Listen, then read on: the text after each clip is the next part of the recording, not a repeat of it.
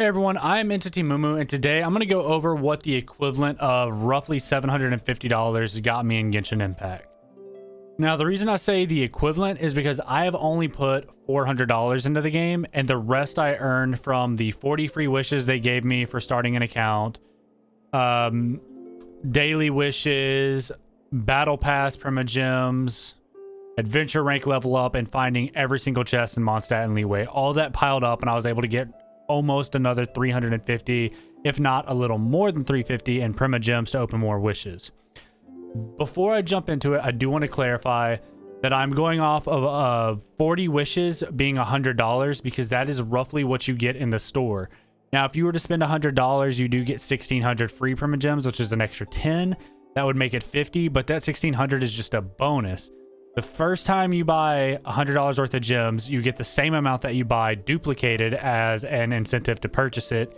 And 6,400 gems is only 40 wishes. So bear that in mind. We are going with the rule that 40 wishes is $100. Without any further delay, let's get started. Now, I will be going alphabetical through all the characters that I've gotten.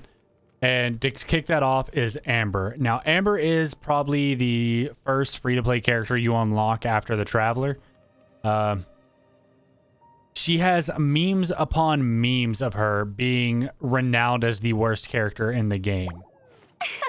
Now, obviously I have her because she was free, but I got disrespected by wish pulls, and I pulled 2 more Ambers to start her constellation. Next up on the list is Barbara. She is a hydro healer. Absolutely fantastic. She was one of the highlight characters during the Venti banner. I made the mistake of stopping that banner altogether once I got Venti because I had a poor understanding of how the gacha system worked in this game at the time.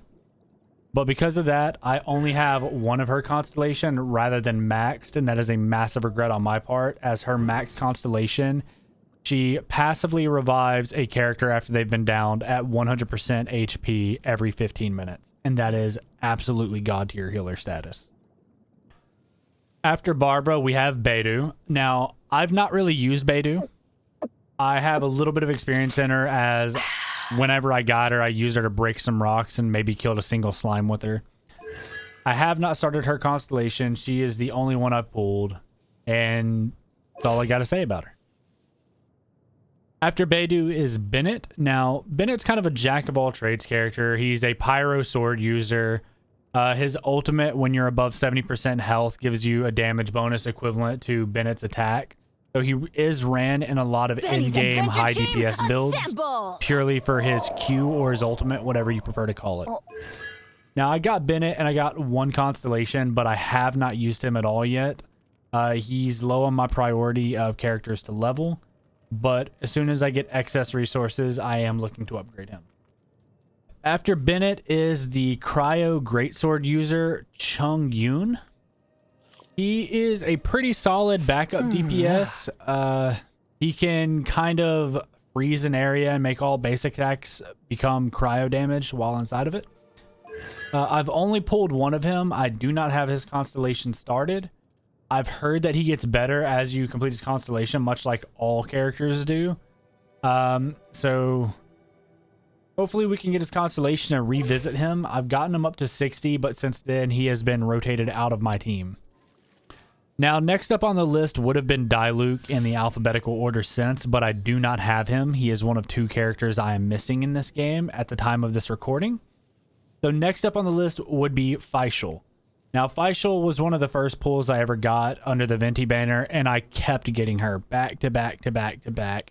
So many times, in fact, that I actually maxed out her constellation and pulled 3 more of her. I absolutely love Faisal. She's been a mainstay on my team since the moment I unlocked her. She is incredible as a support, and she does not slack in the DPS department. Next up on the list is Jean. Jean is... She's an interesting character. I enjoy her. She can do DPS pretty fairly. She also is a healer and pumps out heals pretty regularly, as well as her constellation makes her even better. And she is actually the first 5-star character I got where I was able to pull dupes. I've managed to pull her a total of 3 times. And this one, my current status with her, with her constellation, allows me to provide all party members with a movement and attack speed bonus of 15% for 15 seconds anytime I pick up an elemental orb or particle. Now, after Gene is Kaya. He is another one of the free-to-play earn characters. He's not really the best character, and I managed to pull one extra of him from the wishes. Now, after Kaya would have been Kaching, however you say her name, I most likely will end up butchering multiple character names throughout this, as I am really poor at pronunciation with Chinese names. But since I don't have her, next up on the list is Klee, the adorable explosive expert of Mondstadt. She is an absolute powerhouse. I love her, but I highly recommend, if you have her, to run her on a team with a healer, as she's pretty prone to hurting herself by igniting entire fields on fire. But I was able to get a duplicate pull for Klee. She was the second 5-star I got with the dupe pull. And ever since I got her, she has been a mainstay on my team. Now, after Klee is Lisa. She is another one of the free-to-play earned characters. She's probably the one I've played the least of all of them, simply because by the time I got her, I had already had Facial, and I just had no need for her as an Electro character. Now, I did pull her multiple times from a banner, and there's 2 left to max out her constellation. Next up is Mona, who is probably the newest character in my entire roster. She is a 5-star Hydro user, and her ult just enables absolute nukes for a team comp. Now, as I said, she is my newest pull, so I do not have any of her constellation. I only pulled her once. I have not used her yet outside of her initial trial that really did not do her character any justice as playable. But I will have to touch back up on her after I have resources to level her up and see how that goes. After Mona is Ningguang. She is a Geo character. I have not used her. I've not seen anyone use her. So I'm unsure if she's viable for any team comp or if she's good on her own. But I did pull her multiple times, and I have her constellation started with 2 into it. After Ningguang is Noelle, who I feel is, in all honesty, an underrated character. She is, in every essence of the word, a tank. Half of her defense is converted into raw power for her own attack. And I am looking to max out her constellation, in which I have one final step to go. But upon completing her constellation, sweeping time increases Noelle's attack by an additional 50% of her defense, meaning that her entire defense stat is converted to her raw power attack. Additionally, every enemy defeated during the skill's duration adds 1 second to the duration for up to 10 seconds. I feel like Noelle is underrated very much in team comps, as she scales off her defense, and most people don't look at that as a combative stat. But she can take a hit, and she can deal it right back with the conversion of her defense into power. Next up is Chi-Chi. She is the zombified lolly of the game. She is a cryo healer who scales off of her attack. The higher her attack, the more she heals, which makes her great as an offensive healer. I want to get more of her, but at this time, I only have Chi-Chi on her own with no progress into her constellation. After Chi-Chi is Razor. Now, I did not buy Razor in the store for the 34 star glitter, simply because anytime I got close to getting him, I just chose to allocate it to wishes so I could get more wishes that way. But I was able to pull him from a banner. I only got one, so I do not have his constellation, which is kind of a regret, because if I would have bought him, I could have had Wolf's Instinct, which whenever picking up an elemental orb or particle, it increases Razor's damage by 10% for 8 seconds, immediately making him more ferocious in battle. Razor is an Electro Greatsword user, and he is pretty heavy on the DPS output. After Razor, we got Sucrose. She is an Anemo Catalyst user. I have not used her outside of her trial. I wasn't too impressed with her, but I've been told she's actually a really good character for team comp builds. I pulled her from the Klee's banner. That was actually the first time I'd ever heard of her. And I pulled her so many times, in fact, I actually maxed out her constellation. Now, after Sucrose is, of course, the Traveler, the main protagonist of the game. He can either be male or she can be female, depending on which one you chose at the start. They resonate with the statues of the 7 in their area. Geo for Leeway, Animo for Mondstadt. I currently have mine set to Geo because when I was going around finding all the treasure chests, there were multiple Geo puzzles, and he was the most beneficial I had at actually completing them.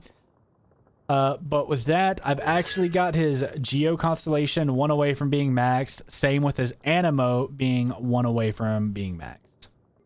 Now, after Traveler is Venti. I'm unsure if he was the first limited time banner, but he was the first one when I started the game. He is an Animo bow user, and he is absolutely incredible with team comps and builds, as he can pull enemies to a centralized location and keep them suspended in a cocoon of wind for 8 seconds. Honestly, I got him from his banner, and the second I pulled him, I stopped pulling from that because I wanted Diluc, so I went to Wanderlust, which was a mistake on my part. I should have continued with the Venti banner, as it may have possibly increased my chance to get Diluc, as in a moment I'll get to the weapons. I pulled 3 5-star weapons in a row from Wanderlust. After Binti is Xingling. She is actually a free-to-earn character by completing floor 3 of the Spiral Abyss. She is the only Pyro Polearm character. I believe at the time of this recording, she is in fact the only Polearm character in the game. She's pretty solid as a DPS character, and she goes absolutely incredible with any team running dual Pyro. As a dual Pyro, Elemental Resonance gives you 25% increase on your team. But I take that a step further, as I was able to max out her constellation, and by doing so, for the duration of Pyro NATO, all party members receive a 15% Pyro damage bonus. Now, the final character on my list is Jinqui. I am unsure how to pronounce his name. I was thoroughly unimpressed with him when I played as him in the main story, but have since changed my attitude towards him when I did his trial at the time of Klee's banner. I have maxed out his constellation. In fact, I have pulled him more than any other character combined. So I've actually, if he had a second constellation, I probably would have his second one maxed out and progress into a third constellation for him. Outside of the characters, I haven't really gotten many in weapons. I mean, I can kind of touch on this. I pulled 2 Amos bows, which is a 5-star bow. I use it for Facial. It definitely encourages range play, as you get an increase in damage for every 0.1 second that an arrow is in flight. And it can stack up to 5 times per arrow. So you want to have enough distance where your arrow has a 0.5 second travel time to really maximize that. And then I pulled a Skyward Atlas, which Klee currently holds. It's pretty good for her and allows a little bit of physical damage in there. Managed to pull 3 Dragon Banes, which is on Xingling. The Bell Sword is one that I really enjoyed getting. I threw it on Noelle. It gives her an HP buff, you know, furthering her tank ability. But it also grants a shield equal to 20% of her max HP. The shield will last for 10 seconds or until broken, which can be triggered every 45 seconds. And while she is protected by the shield, she gains a 12% increase in damage. That's why I believe that she can be an absolute powerhouse when built right, because of the defense becoming a passive attack stat, and her health giving her a shield, which gives her a further 12% damage. I've pulled a total of 4 Rust. The second one is right here. I've pulled 6 Sacrificial Swords, one being down here. Some Favonius weapons, different varieties, and I pulled 4 flutes as well as 3 rain slashers. And that is it. Those are all my pulls for Genshin Impact so far. Again, that was roughly around $750 to possibly $800 worth of items, where only $400 came out of my pocket. And I say $400 out of my pocket, but the reality is a lot of that money came from people donating to my Twitch channel or from subs. I would not have spent that money on this game without them. If you would like to run domains sometime or like any help with world bosses, please do follow my Twitch channel, link of which will be in the description below, as well as my Discord channel. I do have a Genshin Impact channel where we talk about Genshin, as well as some channels for other games and just general community chatter. I would love to see some of you join. I would love to talk with you. But also do let me know down below if I have a character that you are interested in, if I've made you jealous because of a character I have, And also, I would love to hear, who are you most interested in this game? Whether they were in the game like Venti used to be, they're in the game presently, or they will come in a future update or patch. I am personally looking to Zhang Li. He will be the second polearm user in the game. He is a Geo, and I'm really hoping that he will bring the Geo element some justice. But that is all for this video. I appreciate everyone for watching, and I hope to see you in the next one.